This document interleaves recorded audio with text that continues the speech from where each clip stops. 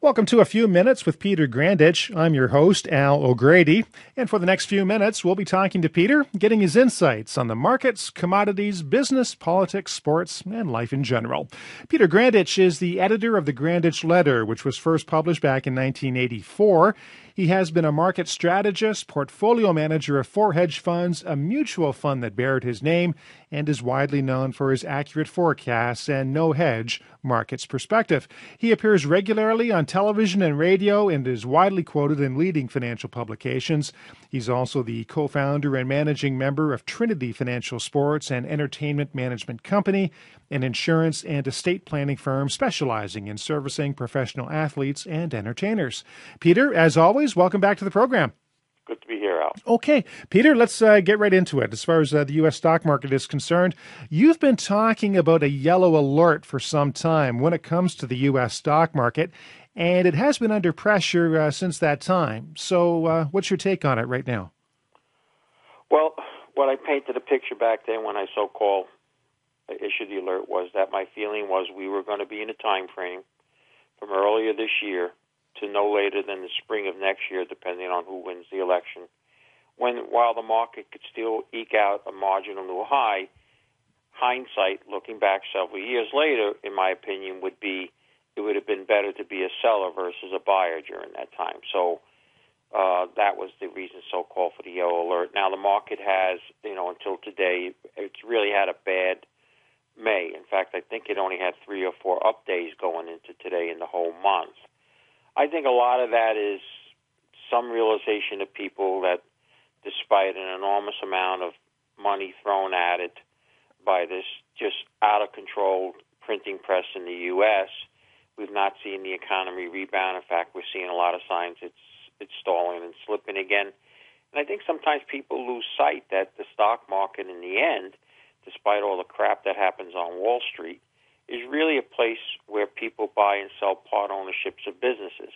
And businesses do good in economies in general when they're good, and they don't do good in general when economies aren't that good. And that's where I think we're at. I mean, then you can throw in the euro, you can throw in concerns in the Middle East, yada, yada, all this other stuff. But at the end of the day, I think one of the main reasons the stock market can't get any real traction, despite all the easing, despite all the hype from the Don't Worry, Be Happy crowd, is that the economy is not in good shape. There's an old saying, sell in May and go away. I know you've heard of that. First of all, give us a little bit of background as to why we have that saying, and does it pertain to the situation right now? Well, I think it used to start off as generally just for the stock market, and then it seemingly worked wonders in the junior resource market, because it seems almost like every year, although this year we've had just an abysmal market in that, and it was long before May. But the thinking was you're going to have summer months, people go away, there's not a lot of interest, a lot of people make their bets earlier in the year, and then, let's look at it in the fall or so forth, and that was the sell in May. Summer times, particularly in Europe, are usually when a lot of people away. There usually wasn't a lot of volume. It's like anything else. Like I used to say how ridiculous the Super Bowl indicator was, that, if a certain NFL team won the Super Bowl, it signaled the market was going to go up. I've always argued for many years that the only reason that would work is if enough people talk about it, it will be perceived that way, and perception will come reality. But there's really no economic or argument that you can make that one ties into the other. However, the argument of people going away and not a lot of interest during the time, markets tend to go down on lower volume. Doesn't matter what market we're talking about versus up. And so that's where I think the sell in May thing came from. So obviously we're talking about really a self-fulfilling prophecy. If you actually say it enough times over and over again, whether it's true or not, people actually start believing it. Yeah, there's no question that, and that's one of the things that's happened in the markets because, information is so widespread and given now. When you talk technical analysis, many times in technical, especially people are very short-term trading that trade just for minutes, hours, or just multiple of days, if enough people talk about a certain trend line or a certain price level and it's violated either up or down, signals that we're going to have worse or better, if enough people hear that and they see it happen, they act simply because they assume that everybody else is going to act on that assumption. So, yeah, they can become self-fulfilling prophecies. Okay, moving on. You're on record of calling U.S. bonds the worst investment for the next 10 years.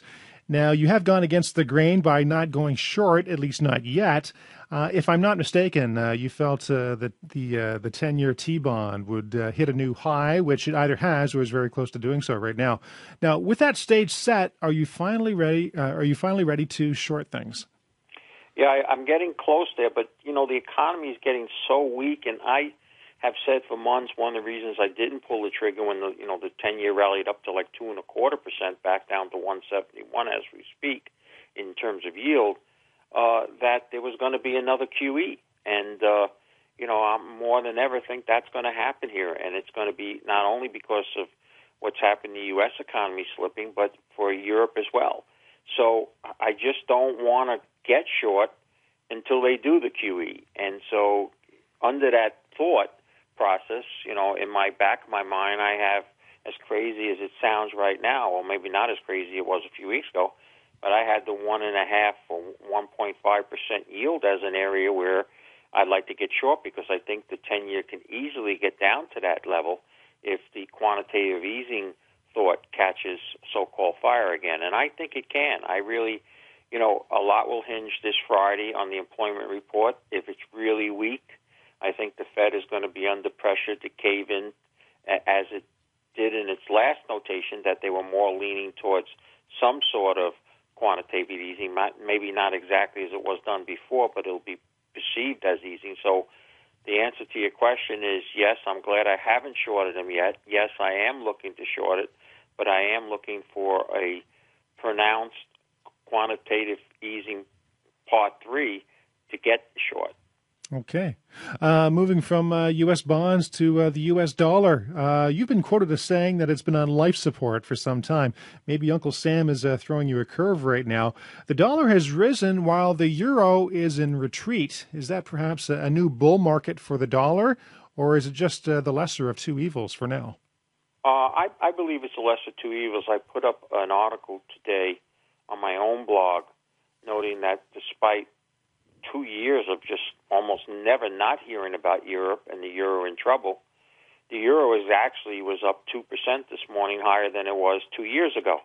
And so I think it's more of again, false perception than the reality of the situation. Now, by all means, don't want to say that there's no chance that the euro can't fall out of bed. My own personal opinion is that Greece is going either go out voluntarily or be pushed out of the euro system, no matter what their vote is in a couple of weeks. Because I think the perception is, particularly in Germany, is these folks there don't want to pay for this into the past, and they don't want to make the changes we think it's necessary. So we're not going to give them any more money. I mean, that's what maybe is not politically correct to say, but that's what they're saying behind closed doors. Now, initially, there could be a negative reaction of such a move.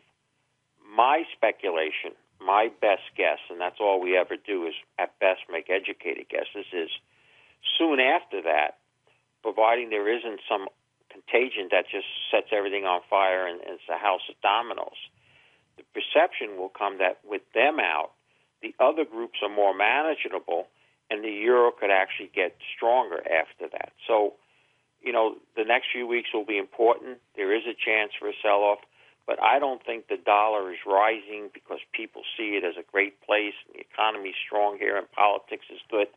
But it's really just gone seesawing off the euro, and there's really no great desire to own U.S. dollars for a long period of time. So I still avoid it like the plague, and I still, to this day, I made that bet with my own money. My only paper currency that I believe and have high confidence in, as I noted yet again on my blog this morning, is the Canadian dollar. That's the one currency that I don't have problem having large amounts of money in. Okay, as a Canadian, I'm certainly proud to hear that statement. Furthermore, as far as Greece was concerned, I know Greece seems to get all the headlines on the financial end of things with Europe, but I know other countries have certainly had their debt issues. Iceland, I think Ireland had some issues, as did Spain and Portugal. Have you heard anything more about those European countries, and can they also be bringing the euro down as well? Well, Ireland is also copped an attitude, and I understand their attitude is not because family there and all, but they were at least making a real attempt to go through austerity and do the tough things to get their house in order. And then they looked at another member of the same common that they're part of, Greece, not, and they're going, why are we doing all this? Why are we taking the hardest measures and so forth? And so they themselves have a referendum come up that could be influential.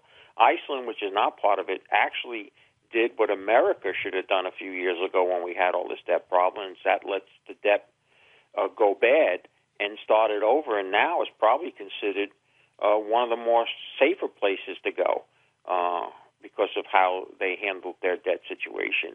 So, this whole Euro thing has all sorts of different avenues, and I don't think anyone, I know I wouldn't want to make on any one way, but longer term, and it's going to be, in my heart, I feel this anyway, I told you so eventually for people like myself, when it comes to the American shores, and it comes in even a big way, and then there's nobody to bail us out. So what we're seeing in Europe is only a preview of what will hit the American shores, in my opinion.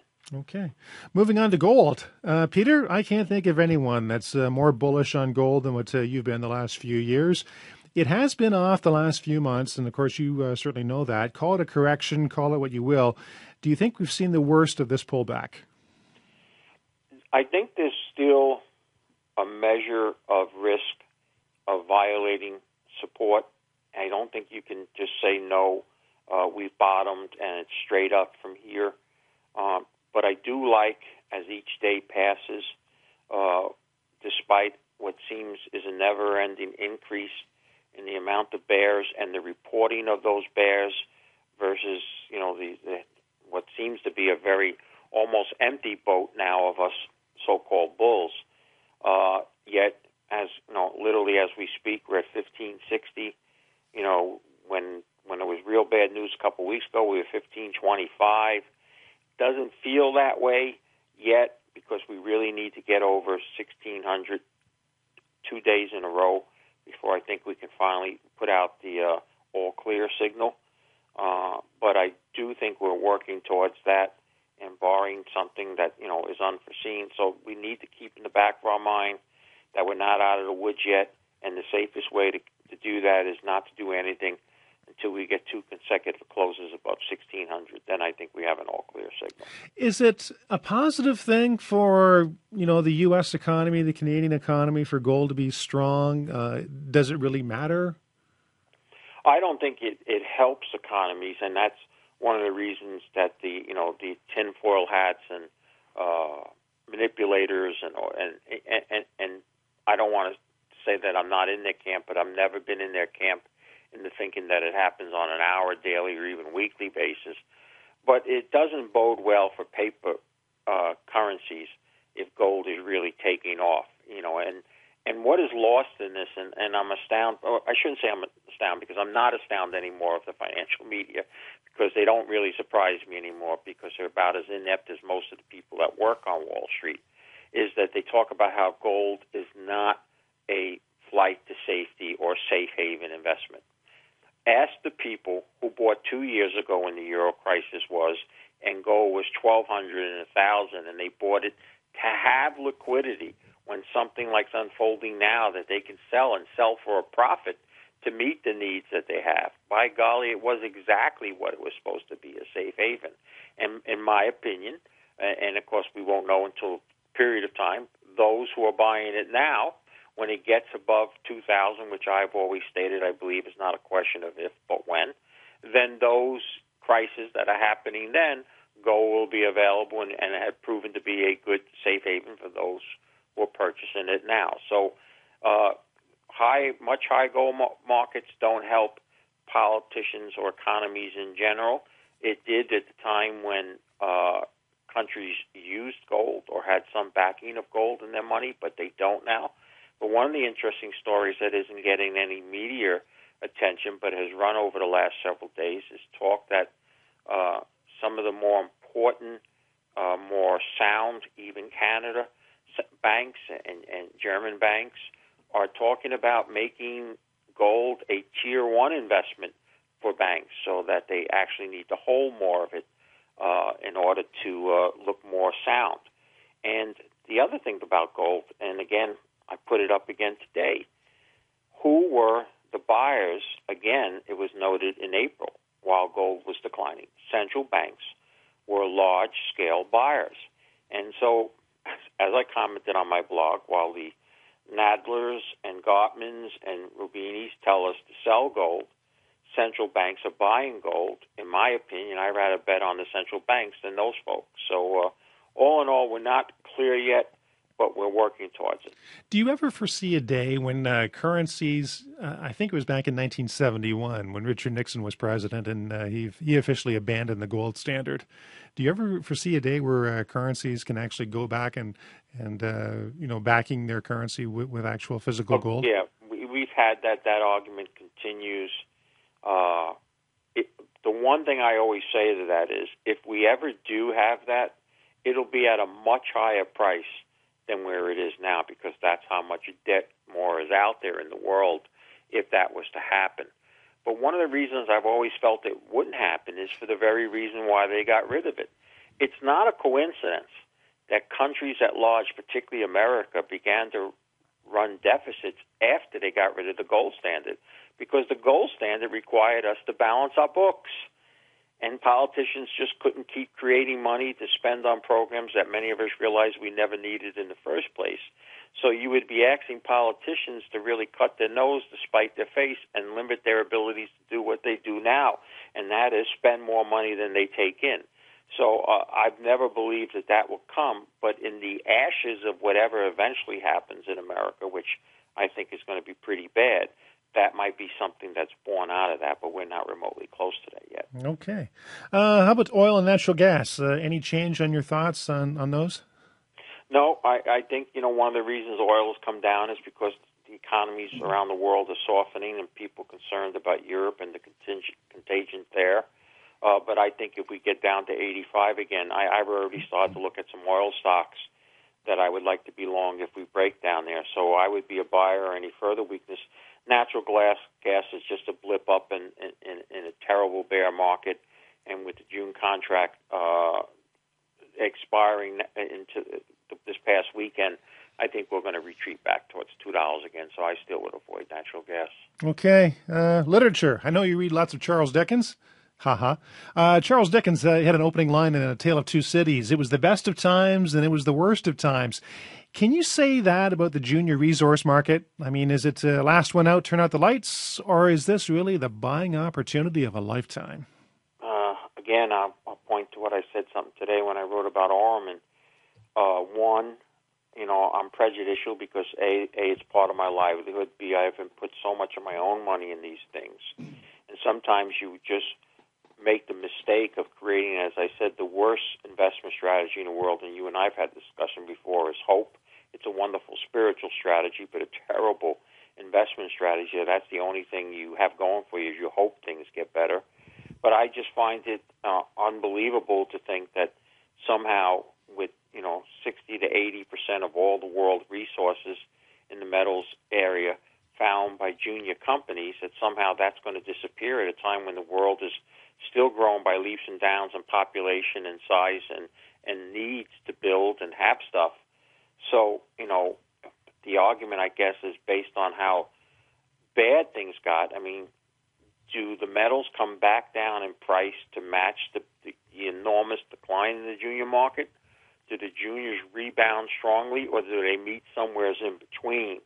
Well, 2 out of those 3 ain't bad to have junior stocks. Now, as I said again today, at 50% higher levels on average, I already thought they were cheap. So as I noted, I'm not the Einstein when it comes to junior resources stocks, and I have terrible biases. But at the same time, I try to be realistic, and I looked at it and I said, the ultimate crime of being wrong, Peter, is never being wrong, it's staying wrong.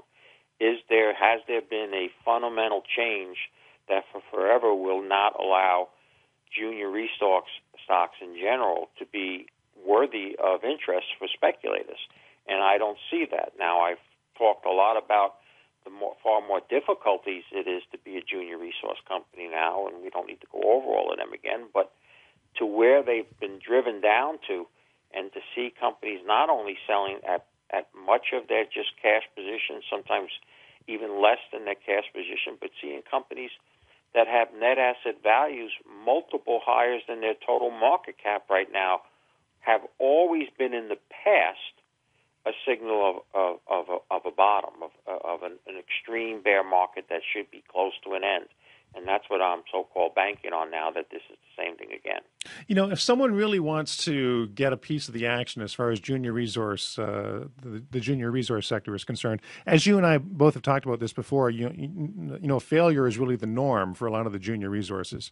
But I mean, if someone can still see, you know, the light at the end of the tunnel, is there any sort of mutual fund, ETF, something like that? There's ETFs both in Canada and the U.S. that buy mining shares, even some that go not to the most riskiest of junior resource stocks, but, you know, maybe companies that have advanced stage projects that are hopeful to turn into mines. And there are ETFs that trade in. There are a handful of mutual funds. There aren't that many, and that's probably been one of the problems, and one of the reasons is there's never been enough liquidity in these things for a significant mutual fund of just pure junior resource stocks to exist. But there are enough of the ETFs out there that people can get exposure in them that way. Okay, so that could be a prudent strategy for someone that certainly would like to. I think especially someone that's either got a small sum of money or doesn't have expertise, that's the best way to go. Exactly, right. Before we get into specific ideas, Facebook has certainly been in the news. Of course, I guess, for the lack of a better term, I'll call it an IPO. But, of course, the stuff hit the fan, and maybe some people had more privileged information than others, and it was reflected in the stock price. First of all, your thoughts on Facebook as to really all the shenanigans that went down, and do you think that there's a buying opportunity, and if so, at what level? Well, I noted, seems like it's only a week or two ago, I can't remember exactly when, I have to go look at the blog, but I noted that I had two people contact me. One, actually an ex-professional NFL player whose brother-in-law is a financial advisor, suggesting that he had available shares of Facebook if I wanted to buy. And then two, I heard from another broker. I can't remember the last time I heard from him. It'd be years ago.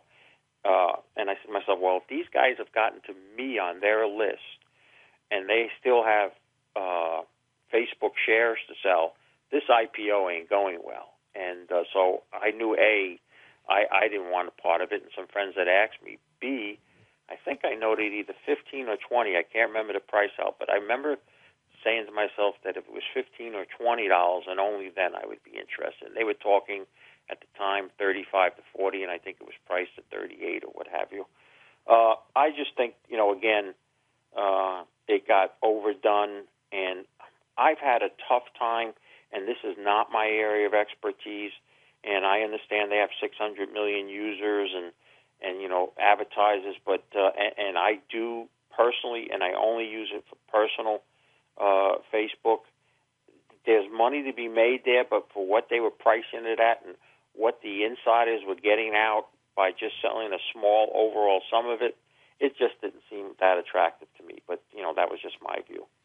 I guess some people sold the sizzle and not the steak. Yeah, well, look, there's going to be a lot over this because of the way it traded. But here's the only argument I have that I give no support to the people that bought it. Now, I do think a lot of things seem wrong. Apparently, analysts spoke, or certain people were privy to more updated finances than another. The investment bankers also, or someone, or the chief financial officer, I can't remember what the story was, suggested they could get a higher price, and that's why it was priced higher, and that's why it probably didn't have as much of an aftermarket. But remember, the whole concept behind an initial public offering is it's the investment banker's job to get the right price that makes it the fairest. That, in other words, people putting up the money and the company that's getting the money are both getting an equal chance. So realistically, if an IPO was truly priced right, it should open up unchanged. And so when they've opened up 30 or 40% higher as they were in the go-go days, or even sometimes 100% higher, then it really wasn't priced right, because that means the company should have got a lot more for the stock it was selling. And when they opened 30, 40%, which is very rare, but sometimes they do below, then it was priced much too high. And part of the hindsight here will be is that the original talk around 25 to 30, hindsight will show would have been a better pricing in terms of having a good aftermarket. So, but this will make for good fodder and lots of reports and a lot of bickering and going on. But the bottom line is the psychological damage that's been done now to an issue that was so retail-oriented, probably to people that bought a lot of this that maybe haven't even bought stock before that, really hurt the psyche of stock ownership, and it won't be a day or week before that changes. Okay. All right, we've talked about Facebook. Any other companies that are on your radar right now that you'd like to mention? I just think today we'll just go with the fact that, where the junior resource market is, because that's obviously predominantly what I'm involved in. When we need, obviously, a better overall metals market. They just never go up when gold and or silver like that go sideways to down, and they sometimes even go down even when the metals are going up. And since we're not in an all-clear signal on gold until we get those two consecutive closes above 1,600. At best, we're in a bottoming process. But I also, at the same time, see, like I said earlier, some of these things are being priced less than their cash. The one thing I keep emphasizing, and I know in a week from now when we're at this Vancouver show, I'll have to say it over and over again to many attendees, is don't expect a V bottom. Imagine a V. We come down, and we're just going to bounce and be back to where we were a couple months ago in no time. I've said this now for a few weeks, and I believe it even more so, that we're going to have an L bottom. We will bottom. Some things will rally some, but it's going to take several months, probably for the balance of this year, before we can get a really sustained bull run in the junior resource stocks. So, yes, it's a good time to look at them. It's a great time for those that have the cash and the speculative frame of mind, but don't expect, big, large-scale gains anytime soon. Okay. Geez, I wonder what else we could talk about. Is there some hockey team that's making it to the championship? I don't know. I have to tell you something. We are totally undeserving of another Stanley Cup championship in New Jersey. I will tell you that I don't know if 3% of the people I've met day to day, moment to moment, especially over this holiday weekend here, that are talking about the Devils, wearing Devils, material, waving it. I know if this was Toronto or Vancouver or Edmonton, everybody in the town would be wearing something and talking about it. And here we are we're in our fifth final since 1994, going for our fourth Stanley Cup championship. And I would bet everything I still have that we could walk in a sports bar here in New Jersey and guys can't name 5 Devil players. But here we are. So, do I hope they win for Marty Brodeur's sake, who I think is the best ever? Yes. And for all aged athletes, yes. But at the same time, LA's never had anything remotely close to a successful hockey team. So, what does it do for LA? Maybe it doesn't do anything for them either because people are on the beach. I don't know. Well, here's the thing. I think with LA, basketball, the Clippers and the Lakers are out. This is the only thing that's left, really. Well, the problem is always here now also is, it's like we're like 95 degrees today with the heat index. It's hard to think hockey. Oh, I know. At this point, but if it kind of ended in late April or May, more people will be into it. But we're just not, and our Stanley Cup was really the Rangers playoff, which was a great series. Right. So my concern for the Devils is, and we'll know Wednesday night, is, did they get emotionally drained? I think they gave enough time to kind of get set and move away from the Rangers series and get going. But, we'll see in the course of time. But my one hope here is, and I believe he retires no matter what happens. I was just going to say that, yep. But I think Martin Brodeur is deserving of going out on a Stanley Cup win. Yeah, I'd agree. Before we started this interview, we had this discussion. I mean, as far as a team goes, I'm pulling for the Kings. I mean, they've been around since the initial expansion in 1967. They've never been this far. Yet, on a personal note, I'm really pulling for Marty Brodeur. So I don't know who to pull for. One way or the other. Maybe the Kings win the cup and Marty Brodeur gets the Conn Smythe for the most valuable player in the playoffs. That could be it, but it would be good, and I think he retires. The one thing we can bet is no matter what happens, this is his last year. I agree with that. On that note, Peter, as always, thanks very much for your time, and I look forward to talking with you again next week. Thank you. Okay. And this interview appears on my website, corporateinterviews.com. It can also be accessed on YouTube and iTunes. Just type in Grandich in those respective search engines to not only access this interview, but interviews that we've done in the past. Now, if you have any questions for Peter, by all means, send me an email. You can send me my email address, al@corporateinterviews.com. We'll certainly do our best to mention it on our next program. And Peter is now accepting if you have any any questions about junior resource companies, he can certainly take a look at those as well. For Peter Grandich, I'm Al O'Grady. Thanks very much for joining us.